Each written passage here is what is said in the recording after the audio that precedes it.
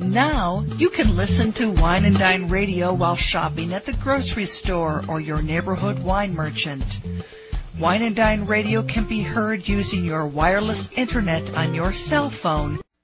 You're listening to iWineRadio. iWineRadio is a production of Food Tastes Better with Wine on the web at iWineRadio.com. Hey guys, I thank you for listening to iWineRadio, and we are still the only wine channel on iTunes Radio. If you go look under iTunes radio icon and scroll down to News and Talk Directory, and it's listed alphabetically, click on that and the stream comes up immediately. iWineRadio.com, where you can find links to individual guests. And if anyone's interested in advertising or becoming an underwriter or sponsor, please contact us at iWineRadio.com. We really, really appreciate your support. The more support we get, the more conversations I can have with fascinating people around the world, including you. If you have a story to tell that you'd like to share on iWine Radio, go to iWineRadio.com and contact us, and we'll go from there. Hello, my name is Brad Jarvis. I'm the Whisky Professor. Please check out my website, thewhiskeyprofessor.com, and join me for a trip to Scotland for an in-depth sojourn into Scotch whiskey.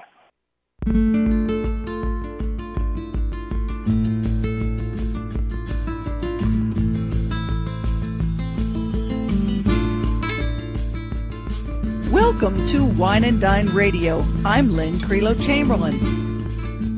Hi there, this is Andreas Larsson. Hi, this is John Capon. My name is Mathur Jaffrey. Hi, my name is Heike Blatter. I'm from the Alto Adige region, or Südtirol. Hi, my name is Paul Dolan. I am absolutely passionate about growing organic and biodynamic fruit for our wines. Hello, my name is Lorena Garcia. Hello, my name is Fritz Maytag. This is Joyce Locke. I'm the author of Foodie Fight. Hi, this is Lydia Mandave, founder of 29 Cosmetics. Cheers, this is Rob Barnett, CEO and founder of vinvillage.com, where wine lovers connect.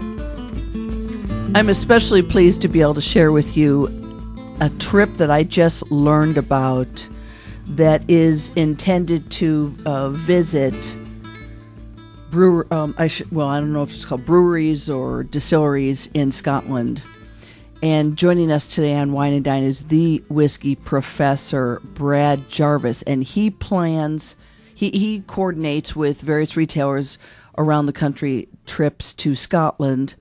And we're going to start today by talking about this upcoming trip that he planned for Quarry Wine and Spirits out of Baltimore. The trip is September 15th through 22nd, but come to find out, he does this for other people as well. So to tell you the truth, Brad, if you don't mind, because I really like Scotch myself, and I would very much like to do some interviews, more interviews. I do very little on Scotch, and I would love to be able to do interviews in the coming months with artisanal Scotch producers themselves, the master distiller, etc. But when you have other trips planned, I would love to have you on and give us a heads up for my listening audience about other trips, in addition to this one that we're starting the ball with. Oh, absolutely. Yeah, for sure.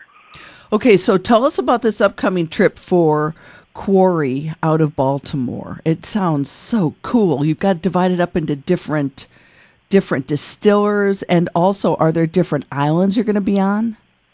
Well, we do different regions, and we are going to start the trip on the island of Islay, which is off the southwest coast of Scotland.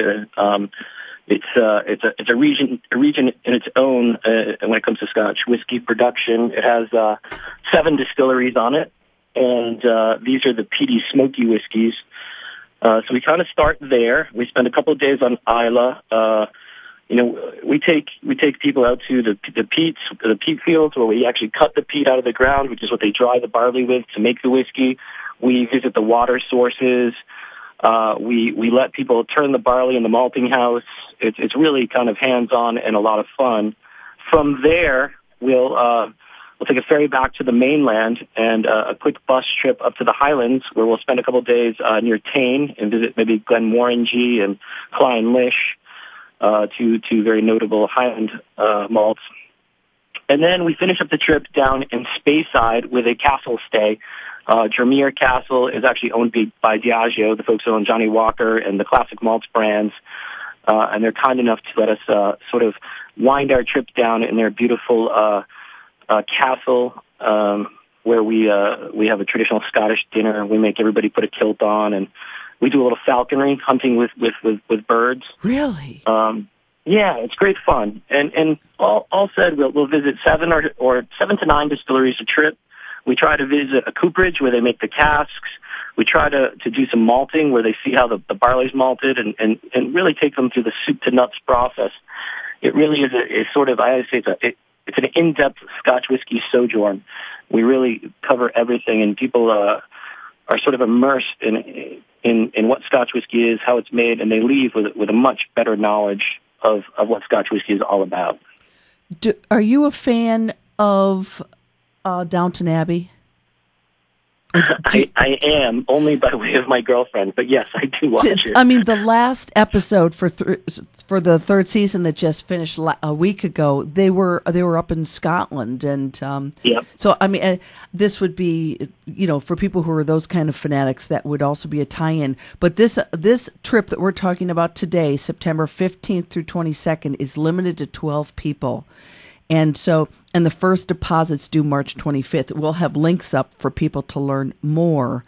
But this $4,100 for the cost of the trip, does that include the airfare from the U.S. there or no? Yeah, yes, it does. It's pretty much all inclusive. It's pretty much all inclusive. Most of the meals are covered.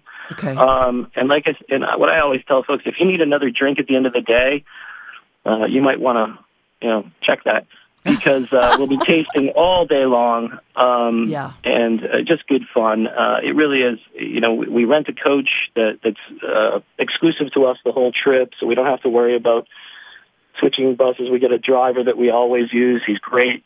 Okay. Yeah, it's really just about Scotch Whisky, the trip, and it is pretty much all inclusive. And because of my relationships and having been doing this for a number of years now, we get the behind the scenes tours, not the gift shop tours. We're often led around by the master distiller or someone higher on the food chain than the lady that runs the gift shop. Although she's a wonderful person, don't get me wrong, we tend to get the little bit more than the 3-penny tour.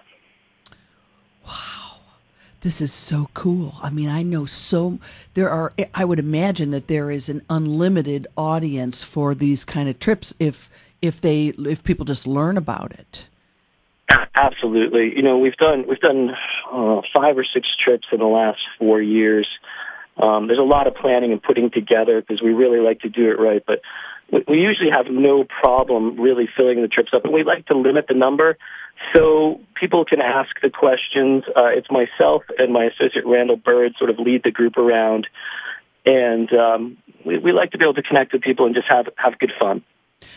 So let's put the word out here, at least through Wine and Dine, that if there is a retailer listening, or even dare I say a restaurateur listening, sure, who wants to get up with you to put together a trip for their staff, for their wholesale staff, for clients, for consumers, that your game for anything but this is your specialty is trips to Scotland to study Scotch whiskey.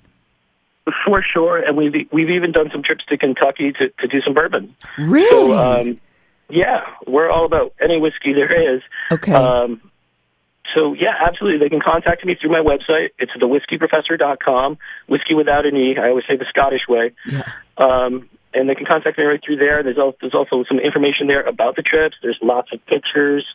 There's some PDF downloads. Downloadable educational pieces on the website as well that really go into how Scotch whiskey is made and things. And I encourage people to take advantage of that because I'm just out there trying to spread the word of whiskey. Okay, now how did you become the Whisky Professor? Kind of by accident. I'm a school-trained chef, and someone approached me because I'm Scottish, and they said, "Hey, you have a kilt. Do you want to host a Johnny Walker dinner?" And I said, "Yeah, all right, that sounds like fun." So I put my kilt on, did the dinner, and I was sort of hooked, teaching people about Scotch and talking about Scotland, which are two subjects I'm extremely passionate about. Okay, so Brad, for some reason, when you said about a couple minutes ago, I immediately thought that you're from Scotland. I mean, from Canada. No, actually born in Scotland, so I had a little bit of accent left. Oh, wow. Okay. Yeah. Okay, but you live in the Boston area? I do currently, and have lived in Boston for about the last 18 years, yes. Okay, so if your background is a culinary degree, can we expect that people who go on trips with you are getting really wonderful food, and also are you kind of crossing that bridge, teaching people, wine and food pairing, why not Scotch? You talk about blends and single malts, with food. Absolutely. As a matter of fact, I'm in Las Vegas right now and hosted a dinner last night at Emma Lagasse's Del Monaco in the Venetian, where we did exactly that. We paired 6 courses with some tremendous single-barrel, single malts, and had about 20 people there, and it's good fun. Scotch pairs very well with food, and we do a lot of that on the trips, and we always, I'm a little bit of a foodie, we always try to encourage the meals that we do get to be traditionally Scottish and to have a Scotch whiskey component to them. When you say you're a little foodie, that's an understatement. You're probably a huge foodie. Yeah, I guess so. Sure. So do you have a preference, or do you kind of keep it open and don't give your opinion whether you prefer the blended scotches or single malt scotches, more peaty scotches, less peaty scotches? Or do you just set the stage for everybody to make their own decision?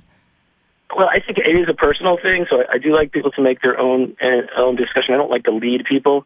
And I'm always asked, what is your favorite Scotch? And what I always say is it depends on the situation and what I'm doing. To me, Scotch is very occasional, much like wine. Certain wines with certain occasions or certain meals. Well, Scotch whiskey is the same way to me. Blends to me are a little bit more all the time. They're sort of apropos. Mm-hmm. And when it comes to single malts, it's food. It's certain foods. It's certain situations or occasions or people that I'm with. Okay. Yeah, absolutely. Makes sense. And I like them all. Okay, one last question before we run out of time here. Is there such a thing as a pairing of a certain Scotch or type of Scotch with a dessert, let's say even as queer as it sounds, chocolate? No, absolutely. Scotch pairs wonderfully with chocolate. That's what I was thinking. Yeah, I'm particularly fond of maybe a lighter Highland-style malt. And what I like to do is I put it in the refrigerator for a couple hours so it chills down and becomes a little bit viscous and syrupy. Oh, wow. And pair it with like a warm chocolate souffle or a molten chocolate cake or something like that. The combination is absolutely decadent. Oh, my gosh. Listen, you and your partner, Randall, you are permanent guests on Wine and Dine. Every time you have a new trip coming up, let's do this, okay? Absolutely. Yes, for sure. We'd like to thank Brad Jarvis, our guest today on Wine and Dine, the Whisky Professor, and we'll have links up to his website and also link up if you'd like to go on this Quarry Wine and Spirits trip to Scotland. You're listening to Wine and Dine. Now you can listen to Wine and Dine Radio while shopping at the grocery store or your neighborhood wine merchant. Wine and Dine Radio can be heard using your wireless internet on your cell phone.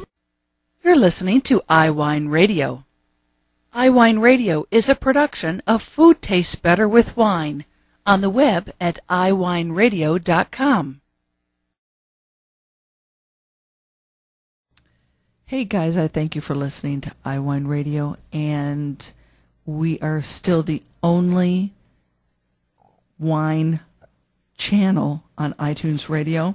If you go look under iTunes radio icon and scroll down to News and Talk Directory, and it's listed alphabetically, click on that and the stream comes up immediately. iWineRadio.com, where you can find links to individual guests. And if anyone's interested in advertising or becoming an underwriter or sponsor, please contact us at iWineRadio.com. We really, really appreciate your support. The more support we get, the more conversations I can have with fascinating people around the world, including you. If you have a story to tell that you'd like to share on iWine Radio, go to iWineRadio.com and contact us, and we'll go from there.